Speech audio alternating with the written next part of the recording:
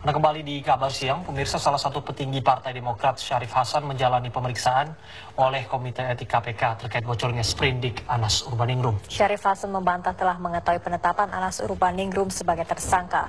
Rekan Anas Urbaningrum, Syarif Hasan, diperiksa Komite Etik KPK terkait bocornya sprindik.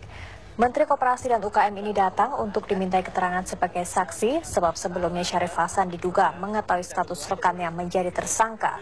Namun usai menjalani pemeriksaan, saksi membantah mengetahui bocornya draft surat perintah penyidikan. Bahkan ia menegaskan kedatangannya ke gedung KPK untuk mengklarifikasi bahwa informasi penetapan Anas Urbaningrum menjadi tersangka didapat dari wartawan.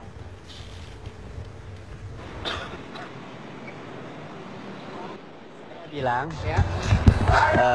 malam itu saya ditanya di doorstop wartawan, Pak, udah dengar belum Pak Anas sudah jadi tersangka? Jawaban saya, oh ya, kita tunggu aja kalau begitu. Tidak lebih tidak kurang dari itu yang saya jawab. Dan Komisi Pemberantasan Korupsi hari ini juga akan melanjutkan pemeriksaan para saksi untuk kasus dugaan suap impor daging serta kasus lainnya. Kita simak kabar selengkapnya dengan rekan Maya Puspita yang berada di gedung KPK. Maya.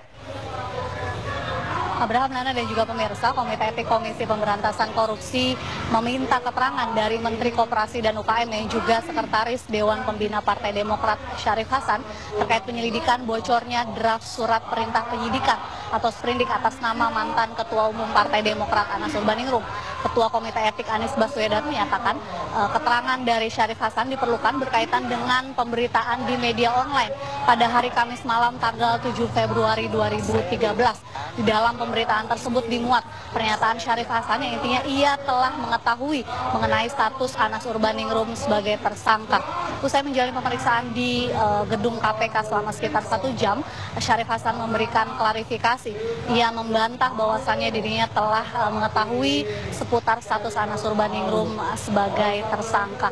Ia pun menyatakan bahwasannya pemberitaan di media online tersebut mengandung unsur miskomunikasi dan bahwa Partai Demokrat menjunjung tinggi proses hukum yang ada di KPK.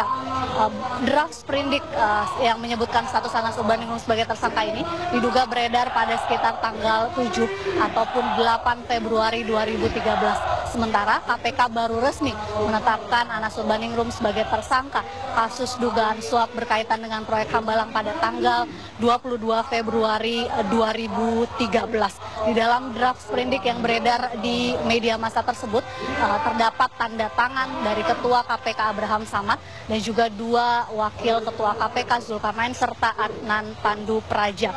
Dan berkaitan dengan bocornya draft sprindik ini, Komite Etik KPK juga telah memeriksa unsur pimpinan KPK yaitu Bushro Mukodas dan juga Zulkarnain.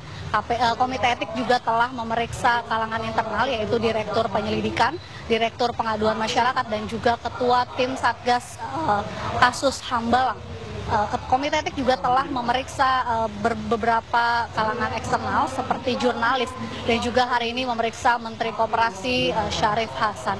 Selain berkaitan dengan bocornya sprindik, hari ini KPK juga kembali memeriksa sejumlah saksi dan juga tersangka kasus dugaan suap pengurusan kuota impor daging sapi di Kementerian Pertanian. Hari ini KPK kembali memeriksa Direktur PT Indoguna Utama Juat Effendi sebagai tersangka dalam kasus ini. Pemeriksaan terhadap Juat Effendi sampai saat ini masih berlangsung di dalam gedung KPK. Demikian yang bisa kami laporkan dari KPK. Kembali ke Abraham dan juga Nana. Terima kasih Maya Puspita melaporkan langsung dari gedung KPK Jakarta. Dan pemirsa, kabar